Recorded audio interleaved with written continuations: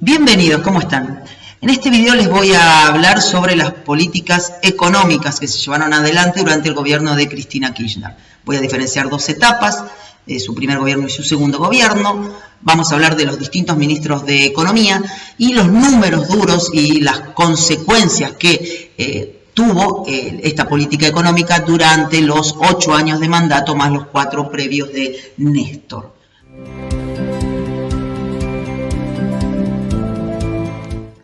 Martín Lustó fue el primer ministro de Economía de Cristina Kirchner.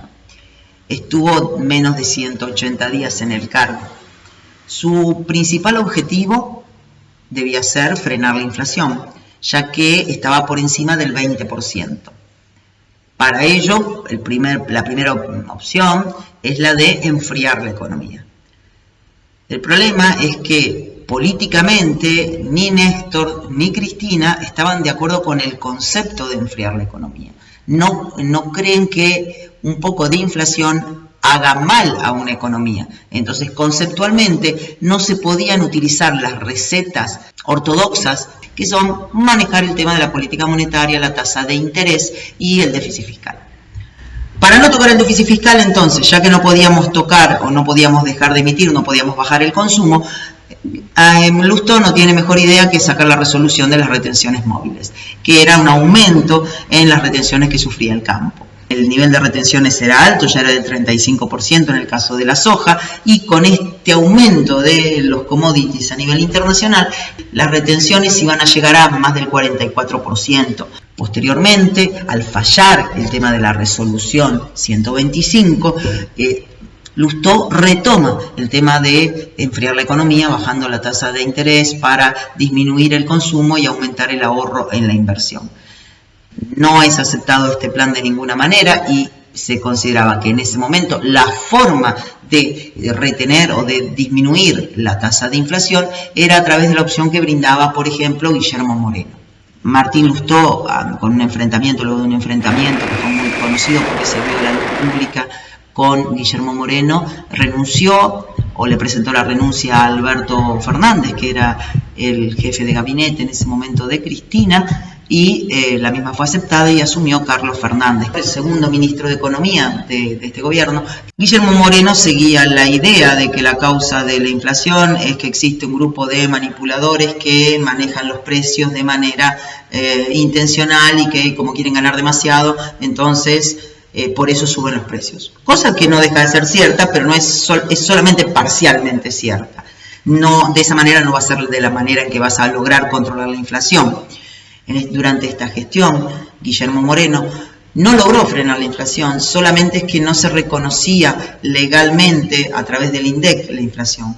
Existía otros números que se llamaba la inflación Congreso o el IPC Congreso, que era un promedio de distintas consultoras privadas que trataban de llevar un índice de inflación más real, más cercano a la realidad. Pese al esfuerzo de Moreno y de Fernández en el Ministerio de Economía para tratar de frenar la inflación, no era posible. Y Argentina se estaba quedando sin financiamiento porque no tenía financiación externa, producto del default, de que estaba en default, por supuesto. Entonces aparece otro personaje que es el tercer ministro de Economía de Cristina, que es Amado Boudou. Amado Boudou había estado en el ANSES y en el ANSES, estando en el ANSES, se da cuenta que existía una fuente de financiación alternativa, que era el dinero que estaban manejando las AFJP. Las AFJP eran un grupo de empresas que manejaban las jubilaciones o los montos de las jubilaciones de los aportantes al sistema jubilatorio, como era yo en su momento como trabajadora en relación de dependencia, que aportábamos en concepto de jubilación un determinado importe, que lo manejaba una FJP, lo ponía en el sistema financiero y vos te cobraba comisiones, que eran muy altas por supuesto, y esos montos los manejaba dentro del sistema financiero, contribuyendo a darle volumen al sistema financiero, que sabemos que es algo que en Argentina siempre falta. Con estos fondos de las AFJP, que no eran poco dinero, eran 30.000 millones de dólares, crea lo que se conoce con el nombre del FGI, Aunque debo aclarar que, según ves en el cuadro que te estoy mostrando, se utilizó generalmente para financiar al Estado Nacional. Finalmente, fíjate que vas a encontrarte un promedio de un 60% de ese fondo de garantía de sustentabilidad que está aplicado a títulos públicos nacionales. Con estos fondos se llevó adelante el subsidio que se conoce con el nombre de AUH, que es la asistencia universal por hijo, que benefició a más de 3.600.000 argentinos durante los años del kirchnerismo. Amado Boudou asume junto con Cristina, como vicepresidente de nuestro país, luego de ganar las elecciones con un margen enorme, llegaron al 54% de los votos, lo cual le dio, por supuesto, mayoría en ambas cámaras. Hernán Lorenzini asume como ministro de Economía en el segundo gobierno de Cristina. No tiene mayor relevancia, se necesitaba sin lugar a dudas, ya en el 2013 con problemas serios y habiendo perdido en la elección de medio término, en el 2013, asume Axel Kicillof, quien había tenido un desempeño anterior como empleado estatal dentro del área de economía y había tenido la idea de los créditos Procrear, que fueron uno de los puntos más salientes del gobierno de Cristina, ya que le permitió el acceso a la vivienda única a muchísimas personas de clase media que lograron, gracias a estos créditos que estaban financiados por el fondo de las AFJP, acceder a su vivienda única por primera vez. Además que como eran de construcción, idea que fue muy buena también, no generaba el tema del aumento del valor de las propiedades, sino el aumento de la construcción. Hablando de la política económica que llevó adelante el kirchnerismo, tenemos que hablar siempre de, ya sean políticas monetarias o políticas fiscales de carácter expansivo. Apuntaban a ¿qué? A aumentar el consumo, en particular el consumo interno, y no tenía mucha importancia el tema del ahorro y de la inversión. Por lo cual, las tasas de interés que se pagaban a los ahorristas, y ahí es donde nos metemos en política monetaria, siempre eran negativas, es decir, estaban por debajo de la inflación. Con lo cual, las personas no estaban incentivadas a ahorrar en peso, porque perdían dinero. De tal manera que es un doble juego, porque si vos no estás ahorrando en tu moneda, te va a convenir ahorrar en otra moneda, en una moneda que confíes más, que en este caso era el dólar, con lo cual metes presión en el dólar para que ese ahorro se transforme en moneda extranjera, lo cual te genera ya un problema que podés llevar adelante mientras tengas un saldo positivo en tu balanza de pagos. La balanza de pagos argentina se mantuvo positiva hasta el 2010. Casualidad o no, fue el año de la muerte de Néstor. No solo se debió a la disminución del precio de los commodities, sino también hay un tema de desconfianza por la falta de manejo económico de las principales variables, como por ejemplo son, y ahí lo ves en números también duros, el tema del manejo del presupuesto. Después en el 2009 ya habíamos tenido un saldo presupuestario negativo y se va acentuando. No tener una ley de coparticipación actualizada es una de las deudas más grandes que tenemos todavía en Argentina durante la democracia. La ley de coparticipación es de 1983 y no contempla ni siquiera a la provincia, no eran provincia ni Tierra del Fuego, ni siquiera la capital federal. Producto de esta falta de transparencia o esta falta de acuerdo en el tema de la coparticipación y que ha quedado muy atrasada, es que valiéndose del poder que tiene, el poder de billetera que tiene el poder nacional, en el 2006 le sacaron a todas las provincias un 15% de su participación en la coparticipación.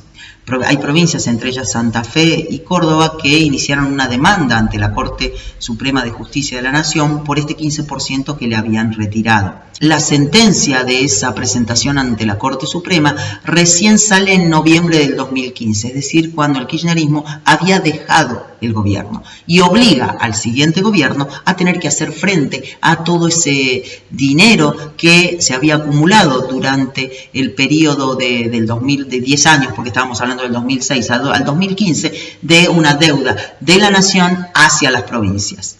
Otro elemento fundamental en este esquema económico es el atraso que sufren las tarifas, ¿no? tener un atraso en tarifas tan alto, estaríamos hablando más o menos que el particular paga entre un 10 y un 15% del valor de la tarifa real, hace que se produzca una distorsión en los precios relativos. Al producirse una distorsión en los precios relativos es otra causa más de generar inflación hacia el futuro. Una de las ventajas que sin duda tuvo este plan económico que se llevó adelante durante 8 o 12 años, si tomamos las 3 presidencias, es el tema de la disminución de la cantidad de personas que estaban en el nivel de pobreza en Argentina. Esa disminución, favoreciendo el consumo interno, llegó al 30% de la población, lo cual no es poco, pero comparado con los números que tenemos hoy en día, era algo sin lugar a dudas positivo. Durante los gobiernos anteriores, la deuda pública había sido básicamente externa. ¿Qué quiere decir deuda pública externa? Que los acreedores eran personas de afuera. Esa deuda externa se tomaba normalmente en moneda dura, en dólares. Durante este periodo se cambia conceptualmente cómo tomar la deuda y en lugar de tomar deuda en dólares con extranjeros, se toma a veces en dólares con extranjeros, que en el caso nuestro puntualmente de este periodo solamente lo podíamos tomar con Venezuela, que era el único país que nos prestaba dinero a unas tasas muy altas de aproximadamente el 16% anual en dólares, que son tasas muy altas. Y la otra forma de tomar deuda era tomar deuda interna, tomando deuda en pesos. Esa deuda en pesos la tomabas primero con el mismo sistema del Fondo de Garantía de Sustentabilidad, luego con adelantos que te hacía el Banco Central, las LEVAPs, que eran deuda que se pone en el sistema financiero privado y que financian al Estado con esas deudas, ¿no? Manejo de tipo de cambios. Hasta el 2011 estuvimos todo fantástico, teníamos superávit en la balanza comercial, fuimos acumulando dinero en las reservas como corresponde a una economía seria. Sin embargo, producto entre otras cosas, del déficit en la balanza de pagos, esta cantidad de reservas empieza a disminuir, pese a que se consiguen los swaps de China y todo eso.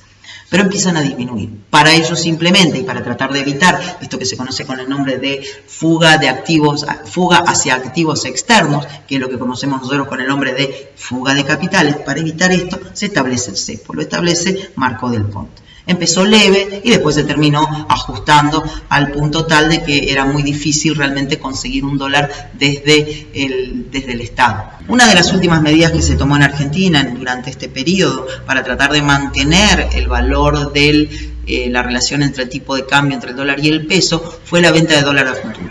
El Banco Central emitió unos contratos a futuro donde se comprometía a pagar 15.000 millones de dólares al precio de diciembre, que era de 10 pesos. O sea, vos te comprometías a seguir pagando al dólar oficial cuando ya no estabas en el gobierno.